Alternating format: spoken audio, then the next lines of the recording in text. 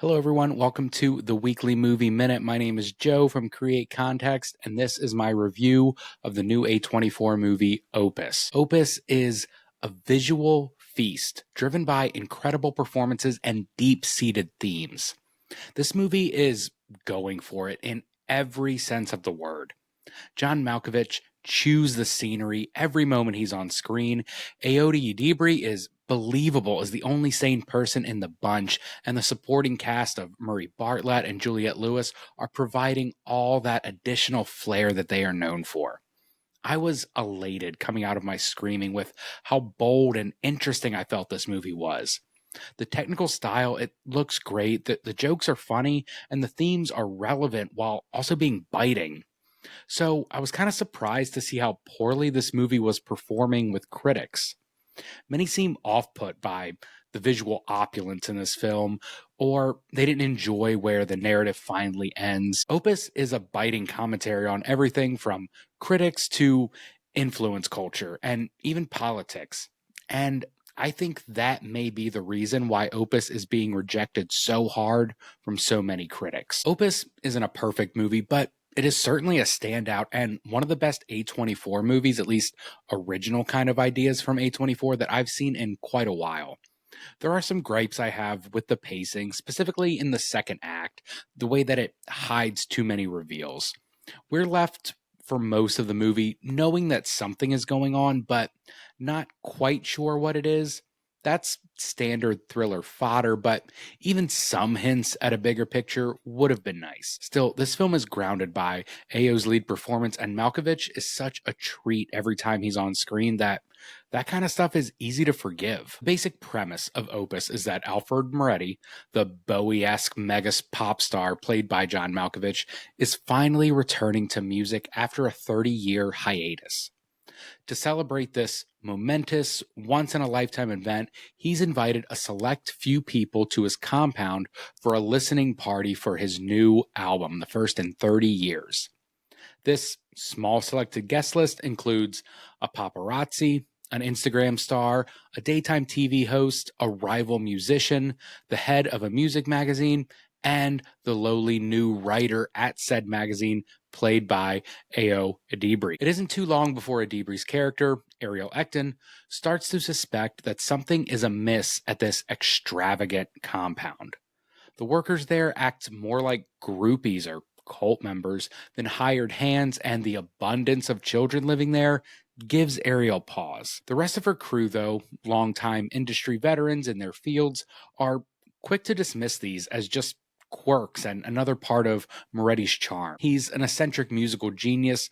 Of course, he's going to have some strange idiosyncrasies and invite those type of people to come live at his massive compound. Opus and Malkovich do a great job portraying Moretti as this Christ-like genius figure.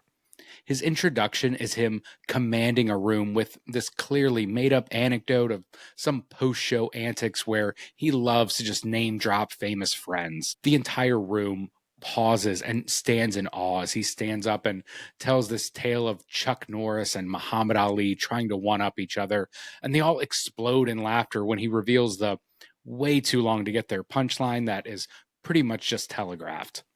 We know immediately the type of person he is with this small introduction and the type of people that are drawn to him. The staff's behavior are where we get the beginning of this film's cult narrative. Each guest is assigned a personal assistant who never leaves their side.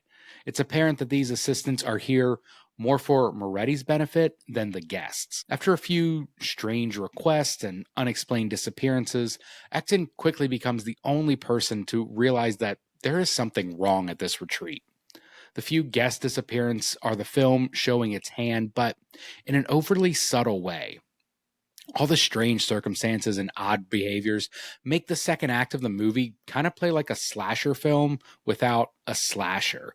We see people kind of getting taken out one by one, but we never see who is doing it and why they're doing it or exactly what is happening to the people.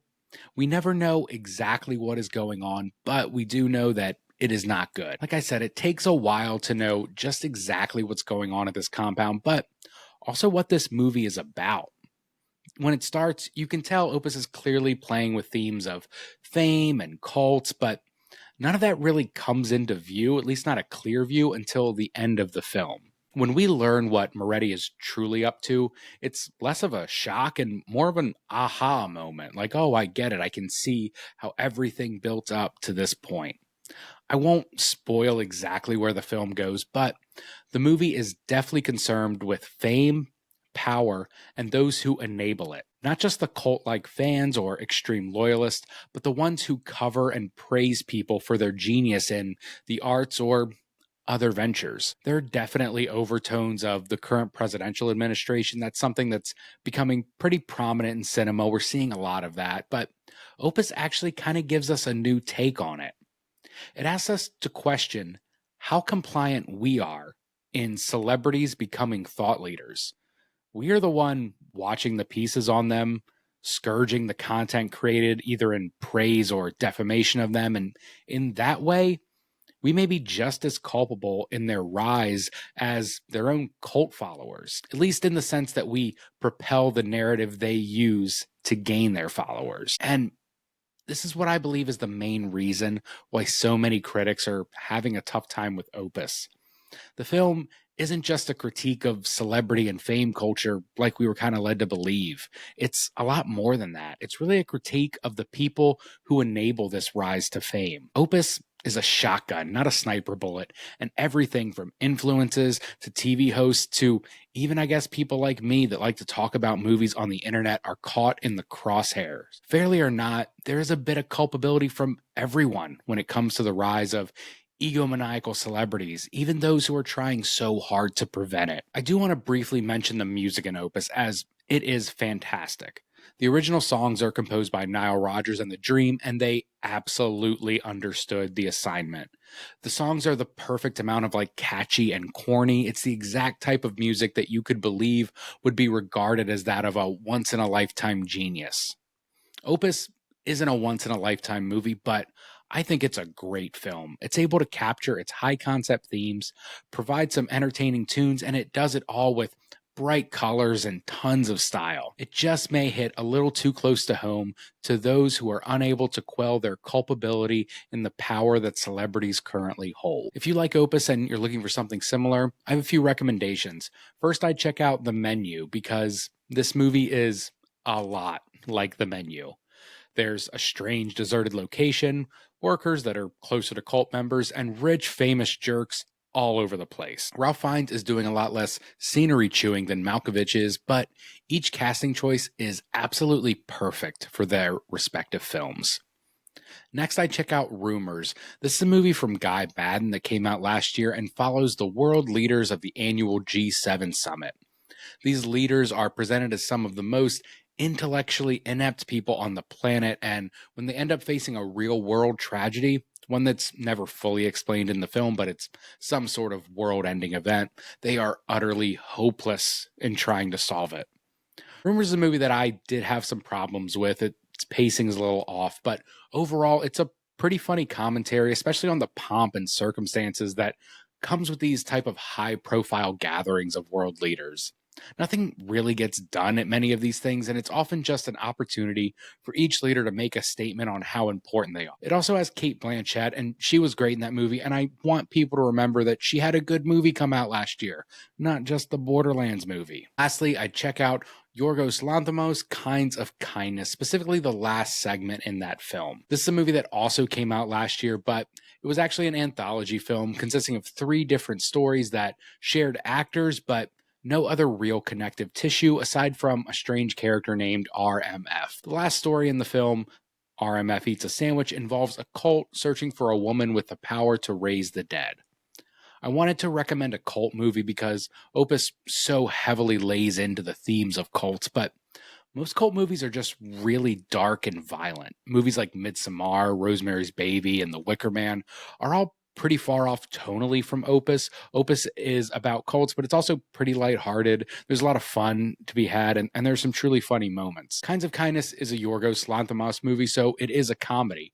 A bleak, pitch black comedy, but a comedy nonetheless. And I think the last story in the film is the strongest of the bunch. Also, Willem Dafoe plays the cult leader, and it feels like that man was born to play a cult leader. Thank you guys so much for hanging out at the Weekly Movie Minute. We'll be back next week with the movie Ash. And if you guys like this, please give us a subscribe. That would be super cool. And I'll see you next time.